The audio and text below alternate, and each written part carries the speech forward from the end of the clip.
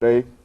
The guest is Jeff Carr, and I often say Jay because I generally called him Jay Carr. But the guest is Jeff Carr, and the issue is his participation in activities dealing with African American theater in Nashville. And of course, Jeff, let's see if we can pick up where we left off the last time and have you to talk about art in a real sense in Nashville, Tennessee, and some of the other things that you have encountered in all of your wide range of experiences outside of Nashville. Yeah. Doc, a lot of people look at Nashville and they say, why Nashville? And frankly, it started when I was at Tennessee State. There were people who were fellow students and peripheral members of the community who saw some of the things that we did at TSU, saw some of the student leadership activities we partook in, saw some of the initiatives that we launched, and I would consistently get the same thing. They said, oh man, you're real good. You need to get out of Nashville. And so you can't be good in Nashville. Right. that was the growing so-called wisdom that you got to get out of Nashville. You need to be in LA, you need to be in New York, you need to be in DC, you need to be in Chicago, where things are really happening. And so we would get that a lot. I would get that a lot. And so I worked in Nashville for a while, doing everything from, I have a background in community organizing, and of course film and television and theater and music and that kind of thing. But there was something about the draw as a young man to New York that I always had. It's that notion of if I can make it there, I can make it anywhere. And I took off and went there, and again was almost there, almost 3 years, and found that not only was I able to work in New York, but I was able to work all over the place from being in New York. And I was able to pull those experiences together into a body of work that was impressive to some, but was still just a learning experience for me.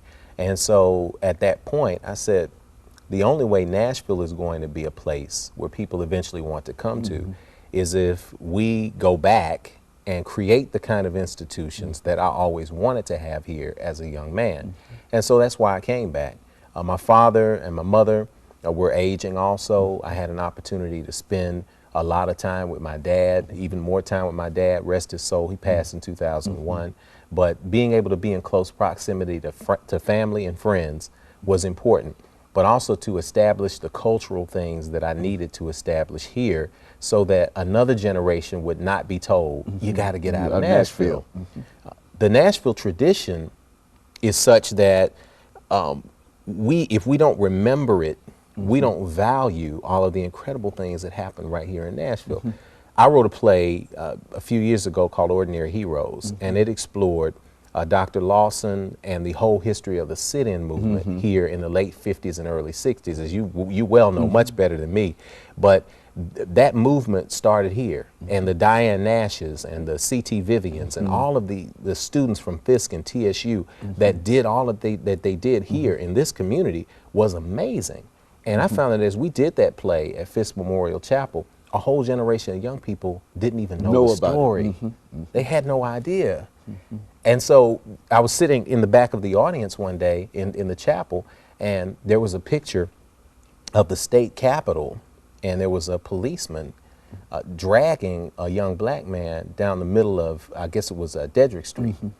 And one of the kids said, hey man, that's down by the bus shelter. I leaned forward, I said, yeah, that's where it is. And after the show, he was so shocked that every day he waits on the bus on the corner there, and he had no idea that 30 years ago, somebody like him would have been dragged up and down that street. And it gave him a new appreciation. So that's what informed and confirmed for me the work that I was doing and its importance, because art can do that. There are some kids who might not pick up a book. They might not be blessed to sit in a class with Dr. Haney. We might not be able to get them to that point, but they'll see something on TV, they'll hear something in some music, they'll see something visually that will arrest them and arrest something inside of them and make them want to be a part of a greater story. And that's where it came as affirmation to me that we were doing the right thing. And that's the power of art. And the tradition's here. Music City is Music City because of the Fifth Jubilee Singers traveling around and taking